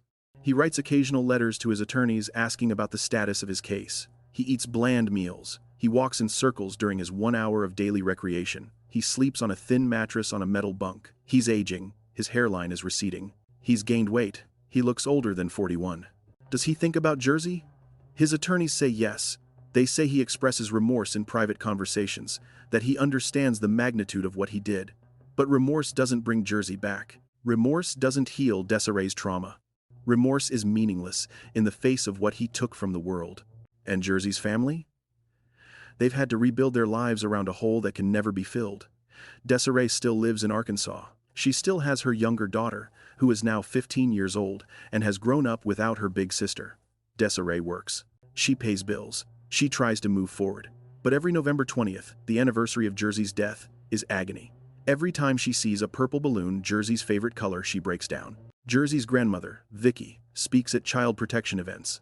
She tells Jersey's story to raise awareness about keeping children safe. She advocates for better background checks for babysitters, for educating parents about red flags, for anything that might prevent another tragedy like this. The Children's Advocacy Center of Benton County continues its work, providing forensic interviews and support services for child harm victims. Jersey's case was one of the most horrific they'd ever handled, but it reinforced their mission: protect children, support survivors, hold perpetrators accountable. The community of Bentonville has tried to heal. Southeast A Street, where Jersey lived and died, is still there. The Bridgeman house at 608 has been sold and resold multiple times. New families live there now, unaware or trying to forget that a child was taken from that home in the middle of the night. The Holly house at 702 has also changed hands. Amanda Holly moved away shortly after the trial. She remarried and has tried to build a new life far from Arkansas. She doesn't speak publicly about Zachary. She's moved on as much as anyone can after being married to someone who harmed a child. The vacant house at 704, where Jersey was harmed and died, was eventually demolished. The lot sat empty for years. Recently, a new home was built on the property. The current owners probably don't know what happened there. Or if they do, they've chosen to live with that knowledge because the property was affordable. Life goes on. The neighborhood has new families, new children playing in yards, new lives being lived. But for those who were there in November 2012, who remember the police tape and the news cameras and the purple balloons, the memory never fades. Southeast A Street will always be the place where Jersey Bridgeman was betrayed and harmed by someone she called Uncle. And Zachary Holly will always be the person who made it happen. 13 years have passed since Jersey Bridgeman was murdered. A teenager born the day Jersey died would now be applying to colleges. That's how much time has elapsed. That's how long Desiree has lived without her daughter. That's how long Zachary Holly has sat on death row, waiting. But Jersey's story didn't end with her death, or even with Holly's conviction. Her legacy continues through memorials, through advocacy work, through the conversations her case sparked about child safety and the failures of systems designed to protect vulnerable children. Before we conclude this documentary, let's visit those memorials and explore the larger questions Jersey's case raises, questions that still don't have easy answers. If you're still with us here in the final part of this investigation, thank you for taking this journey. Please leave a comment sharing your thoughts on this case. And if you haven't already, subscribe to Cold Case Desk for more deep dives into cases that demand our attention. On November 27, 2012, 1 week after Jersey's murder, her funeral was held at Bentonville Cemetery. Over 150 people attended. It was standing room only. Students from Sugar Creek Elementary came with their parents, many wearing purple clothing in Jersey's honor. Teachers attended. Law enforcement officers came in dress uniforms. Neighbors, strangers who'd followed the case, advocates for child abuse prevention, they all gathered to say goodbye to a little girl they'd never met but whose story had touched them. Pastor David Miller officiated the service. He spoke about innocence stolen, about the cruelty of a world where children aren't safe even in their own beds. He talked about faith and forgiveness, about trusting that Jersey was in a better place now, free from pain and fear. Desiree sat in the front row, surrounded by family. She was barely functional, held upright by her mother and father. Her younger daughter, Jersey's little sister, then just 2 years old, was too young to understand what was happening. She asked where Jersey was. Desiree couldn't answer. The casket was small, white, designed for a child. It was closed. Inside, Jersey was dressed in purple. Her favorite stuffed animal was placed beside her. A photo of Jersey, smiling, taken just weeks before her death, sat atop the casket, surrounded by flowers. After the service, attendees filed outside. Purple balloons were distributed, one for each year of Jersey's life, plus one more for the future she'd never have. On the count of 3, everyone released their balloons simultaneously. 7 purple balloons drifted up into the gray November sky, carrying with them prayers, grief, and the collective hope that somehow, somewhere, Jersey knew she was loved. Jersey was buried at Bentonville Cemetery, in a plot paid for by community donations. Her headstone is simple: Jersey Diane Bridgeman, November 14, 2006, November 20, 2012. Beloved daughter and sister. At the bottom, an inscription: loved to the moon and back. Desiree visits the grave regularly. She brings fresh flowers, usually purple ones. On Jersey's birthday, each November 14th, she brings balloons. On the anniversary of Jersey's death, each November 20th, she sits at the grave for hours, talking to her daughter, crying, trying to make sense of senseless loss. But Jersey's presence in Bentonville extends beyond her grave.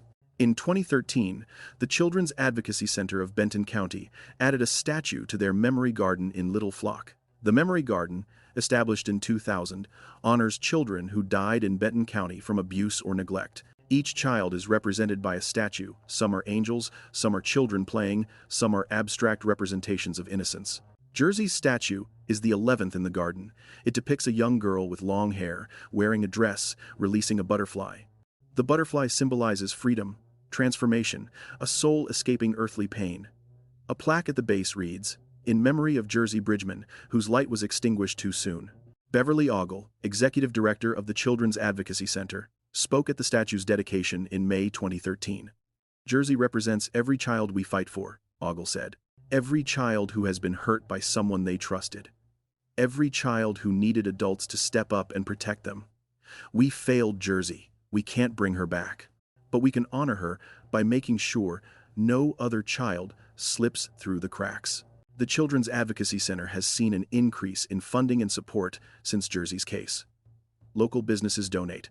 Community members volunteer. The center has expanded its services, offering forensic interviews, therapy, medical examinations, and legal advocacy for child abuse victims. In the year following Jersey's death, the center saw a 23% increase in reported cases, partly because the media coverage of Jersey's murder raised awareness about child abuse and encouraged victims to come forward. On the first anniversary of Jersey's death, November 20th, 2013, the Children's Advocacy Center organized a balloon launch. Over 200 people attended.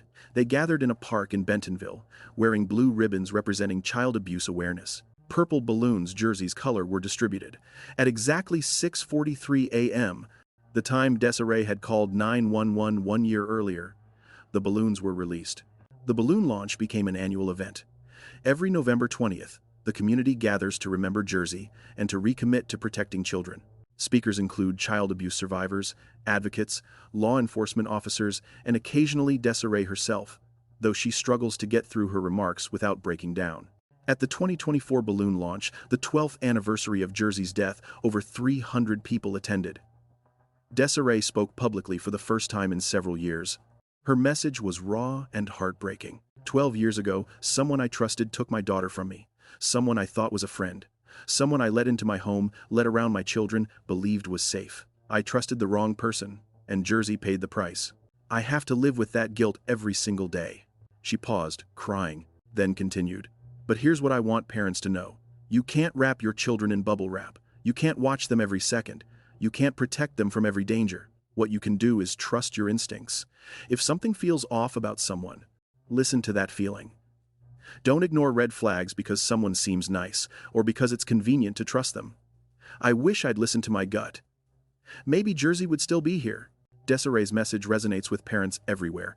In the years since Jersey's death, her story has been featured in numerous child safety campaigns. Organizations like the National Center for Missing and Exploited Children have used Jersey's case to educate parents about screening babysitters, recognizing warning signs, and having difficult conversations with children about inappropriate touch.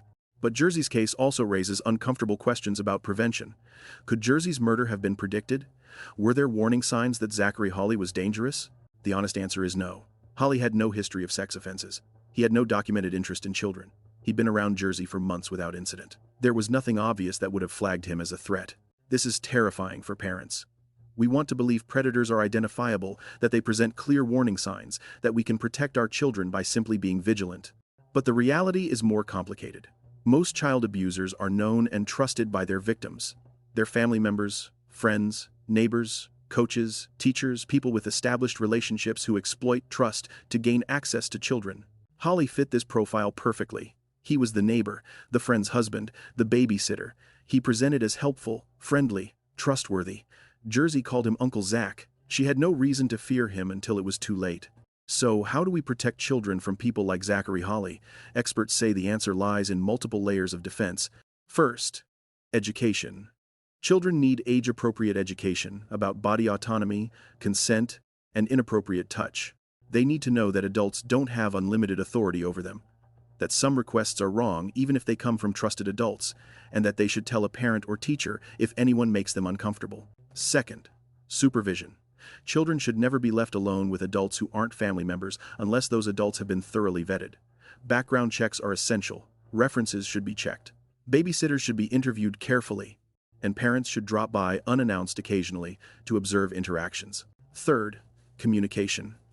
Parents need to have ongoing conversations with their children about their days, their activities, who they interact with. Children should feel comfortable reporting anything unusual or uncomfortable. This requires building a relationship where the child trusts that the parent will believe them and take action if needed. Fourth, trusting instincts. If something feels off about someone, even if you can't articulate why, trust that feeling. Don't rationalize it away. Don't convince yourself you're being paranoid. Better to offend someone by being cautious than to ignore a warning sign and have something happen to your child. Would these measures have saved Jersey? Maybe. If Desiree had conducted a thorough background check on Zachary Holly, she would have discovered his arrests for public intoxication and contempt of court. Would that have disqualified him as a babysitter? Probably not. Those are minor offenses. But it might have prompted deeper questions about his character and judgment. If Jersey had been educated about body safety and inappropriate touch, she might have told her mother if Holly ever behaved inappropriately before the murder. But we don't know if there were earlier incidents. Holly's trial testimony suggested Jersey's murder was the first time he acted on impulses toward her, though some experts doubt that. Pedophilic behavior typically escalates over time, suggesting there may have been grooming or boundary pushing before the actual assault. If Desiree had dropped by unannounced during babysitting sessions, Holly might have been deterred from acting on his impulses. Predators prefer opportunities where they're confident they won't be interrupted or caught. Random check-ins make that confidence impossible. But here's the problem. Desiree did everything right, according to the parenting standards of the time. She used a neighbor she knew well. She stayed in contact during her shifts. She picked up her children promptly. She had no reason to suspect danger. And still, Jersey was murdered. This is the nightmare scenario every parent fears. Doing everything right and still losing your child. It's the scenario that keeps parents up at night, that makes them want to homeschool their kids and never let them out of sight. But that's not realistic. Children need independence. They need social interaction. They need to learn to navigate the world. Parents can't protect them from every possible danger without causing different kinds of harm: psychological isolation, fear of the world, inability to function independently. So we're left with an impossible balance. Protecting children while still allowing them to live, being vigilant without being paranoid, trusting others while recognizing that some people are dangerous. It's exhausting. And for families like Desiree's, it's too late. Jersey's case also highlights systemic failures. Remember, Jersey survived abuse at the hands of her father and stepmother in 2011. The system intervened. David and Jana Bridgeman were prosecuted and imprisoned. Jersey was removed from their custody. She was placed with her mother. The system worked, right? But here's what the system didn't do: provide trauma counseling for Jersey. There's no evidence in the court record that Jersey received ongoing therapy after being removed from her father's home. She was a 5-year-old child who'd been chained to furniture for days, who'd been starved and abused, who testified against her father in court. That kind of trauma doesn't heal on its own. It requires professional intervention. The system also didn't provide support for Desiree. She was a single mother working low-wage jobs to support 2 children. She had no family support in Bentonville. She'd moved there for a fresh start. She needed reliable childcare, which meant relying on neighbors. The system removed Jersey from an abusive home, but didn't provide the resources to ensure Jersey's mother could care for her adequately. This isn't Desiree's fault. She was doing her best under difficult circumstances. But it illustrates a broader problem. Child protective services are designed to remove children from immediate danger, not to provide long-term support that prevents future danger. Once Jersey was placed with her mother, the system moved on to the next case. No one followed up. No one checked whether Jersey was thriving or just surviving. And what about Zachary Holly's childhood? Remember, California's Department of Human Services investigated his family 15 times. 15 times they documented abuse, neglect, drug use. 15 times they filed reports. Holly was removed from the home once and returned within months. The system failed him catastrophically. Does this excuse what he did to Jersey? Absolutely not. But it raises questions about prevention at a different level. If Holly had been permanently removed from his mother's care as a toddler, if he'd been placed in a stable foster home or adopted by a functional family, if he'd received trauma therapy and special education, would he have become a child killer? We can't know for sure, but probably not.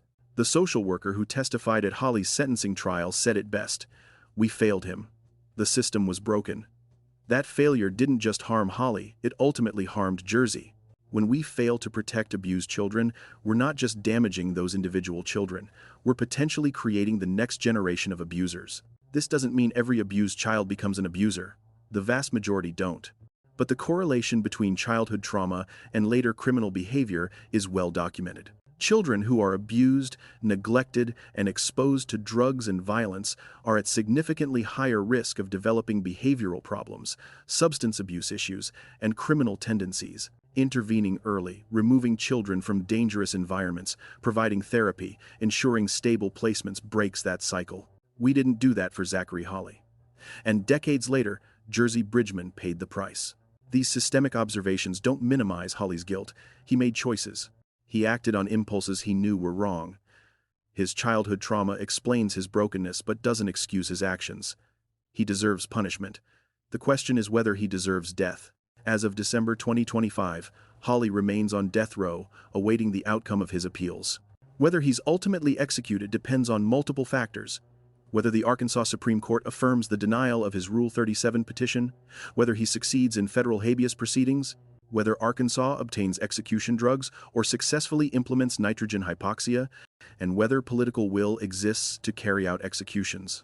Public opinion on the death penalty has shifted over the past decade. Support for capital punishment has declined, particularly among younger Americans.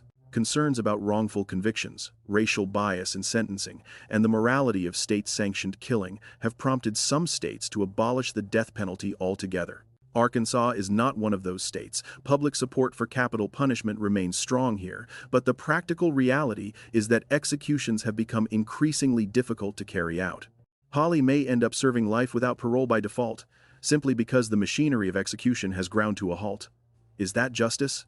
Victims' families would say no. They'd say Holly deserves to die for what he did. But others would argue that spending 40 or 50 years in a 6x9 cell, isolated 23 hours a day, never experiencing freedom or joy or connection, that's a severe punishment. Some would say it's worse than death. What would Jersey want? We can't know. She was 6 years old. She never had the chance to develop opinions on justice, punishment, or forgiveness. Her voice was silenced before she could use it.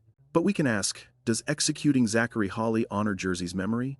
Does it bring her back? Does it heal her family? The answer to all these questions is no. Execution provides closure in some sense. The person responsible is gone, can never harm anyone else, has paid the ultimate price. But it doesn't undo the harm. It doesn't fill the hole Jersey left behind. Desiree has said she wants Holly executed. She wants him to experience fear the way Jersey experienced fear in her final moments. She wants justice for her daughter. That's understandable. That's human.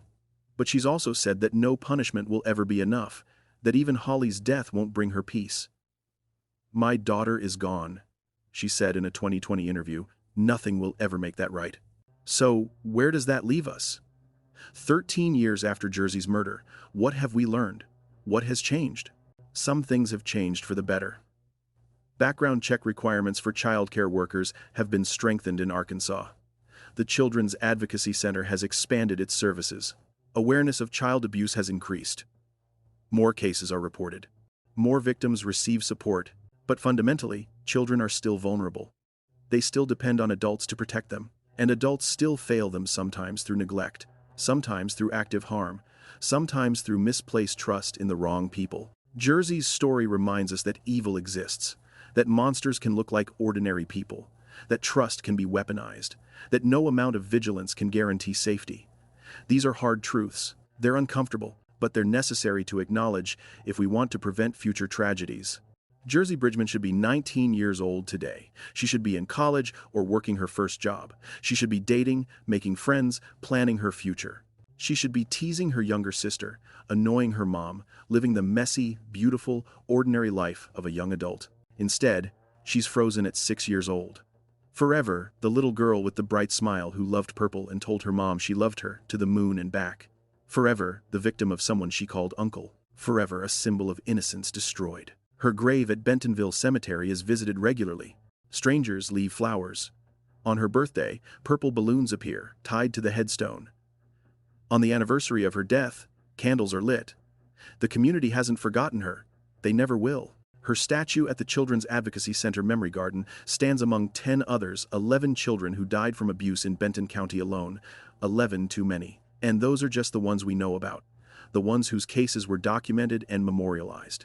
How many other children suffered in silence? How many other victims never got justice? Jersey's case achieved something important. It forced a community to confront the reality of child abuse. It sparked conversations about protection, about vigilance, about the systems that fail vulnerable children. It motivated people to donate to child advocacy organizations, to volunteer, to pay attention, but it also left scars that will never fully heal. Desiree will never recover from losing her daughter. Jersey's younger sister grew up with the ghost of a sibling she barely remembers. The community of Bentonville carries the weight of knowing a child was murdered in their midst by someone who seemed harmless. And Zachary Holly sits in a cell, waiting for appeals to be decided, waiting for an execution that may never come, waiting to see if society decides he should die for what he did. This is the legacy of November 20th, 2012. A 6-year-old girl is dead. A man is on death row. A family is shattered, a community is scarred, and all of us are reminded that the worst monsters don't look like monsters until it's too late. If you take one thing away from Jersey's story, let it be this. Trust your instincts when it comes to your children. Ask questions. Pay attention. Don't ignore warning signs because they're inconvenient or because someone seems nice. Jersey's mother trusted the wrong person, and she'll carry that guilt forever. You can learn from her tragedy. You can be more cautious. You can protect your children. But also remember, you can't protect them from everything. You can do everything right and still experience heartbreak. That's not your fault. That's the fault of the person who chose to cause harm. Evil exists. It's not your job to anticipate every possible danger. It's your job to love your children, to give them the tools to protect themselves, and to create a world where children are valued and protected. Jersey Bridgeman's life mattered, her death matters, her story matters, and as long as we're telling it, as long as we're learning from it, she's not forgotten. Rest in peace, Jersey. Love to the moon and back. This is one of the most difficult stories we've covered at Cold Case Desk, and we're grateful you took the time to learn about Jersey's life and legacy. If you'd like to support organizations doing the work to protect children like Jersey, consider donating to the Children's Advocacy Center of Benton County or your local child abuse prevention organization. Every dollar helps provide services for vulnerable children. Please subscribe to Cold Case Desk for more in-depth documentaries on cases that deserve attention. Like this video if you found it informative, share it with anyone who might benefit from Jersey's story, and leave a comment below, sharing your thoughts on this case. Most importantly, hug your children. Tell them you love them. And stay vigilant. The world needs more people willing to speak up when something doesn't feel right. This is Cold Case Desk. Thank you for watching.